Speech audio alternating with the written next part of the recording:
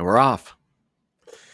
I'm Anthony Ripley, entrepreneurship teacher, and I wanted to just share with you some thoughts about teaching students with learning disabilities, specifically with dyslexia.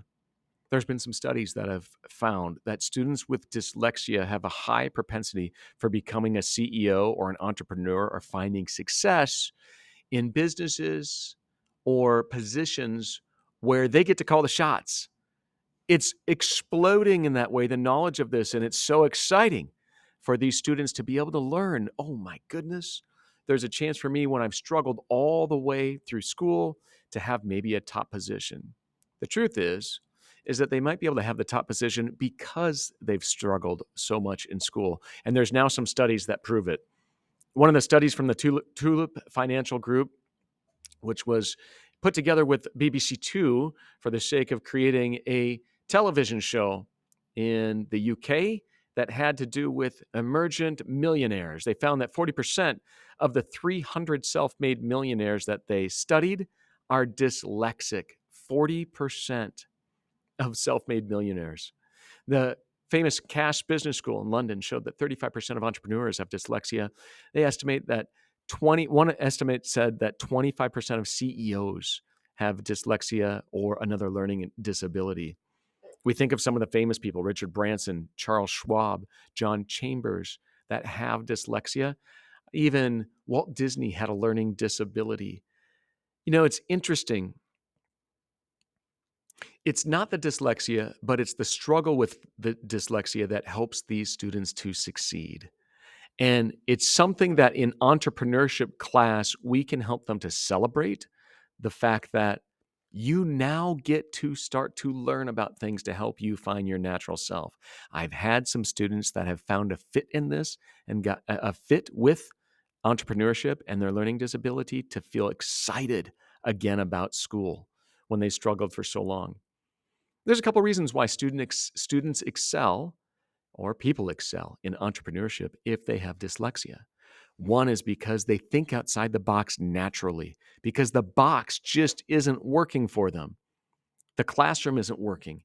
It's a struggle. Sometimes they're more creative. Sometimes, frankly, they've learned how to manipulate the game. They've learned that if I look at a teacher a certain way or ask a question a certain way, they'll give me more of the answer because I have difficulty reading the questions.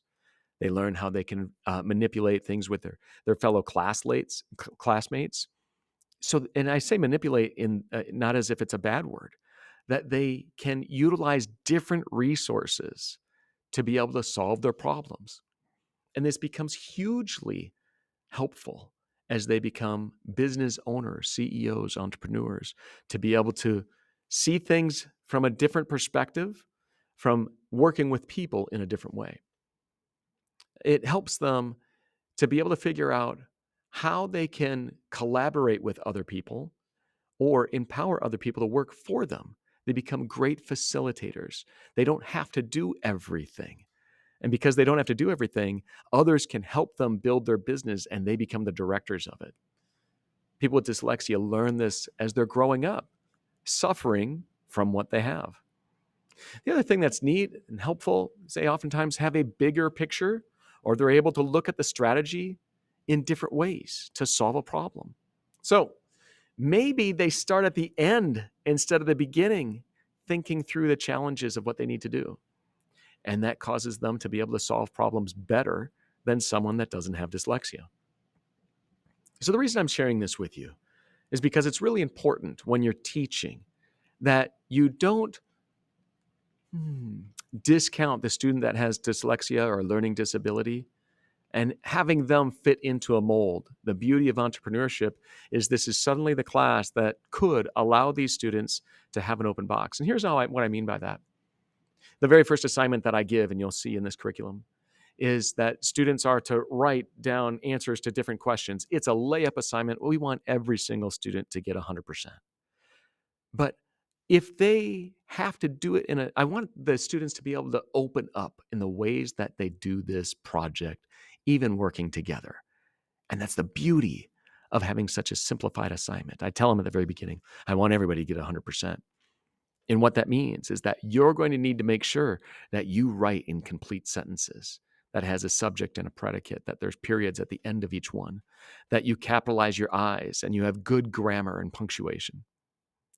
And as I tell them they need to do this, some of the kids' eyes get wide and they're like, oh, crap. Because these are the students that might have struggled with this all along. But then I tell them, now I want you all to work together on the assignment. Some of you can even type for other students. You share your ideas and have them type. Whoever's the fastest typer can type for many people. And somebody might say, well, wait a second, that's not fair to the fastest typer. It ends up becoming fair in the long run because the other students are going to have gifts and strengths and talents that they'll be able to share with this fast typer student later. And I want them to learn to collaborate early by helping each out in one way or another. And we'll talk about it throughout the course of the whole semester. Obviously, if there's tests or things where you can't academically work together and maintain integrity, we won't do it then.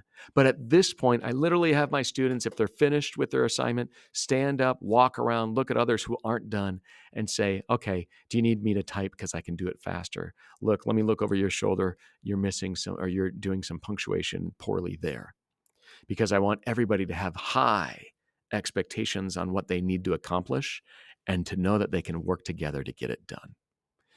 We're preparing them for the real world, and why not do it with collaboration, even if that means that some people are actually physically typing in the work for the others.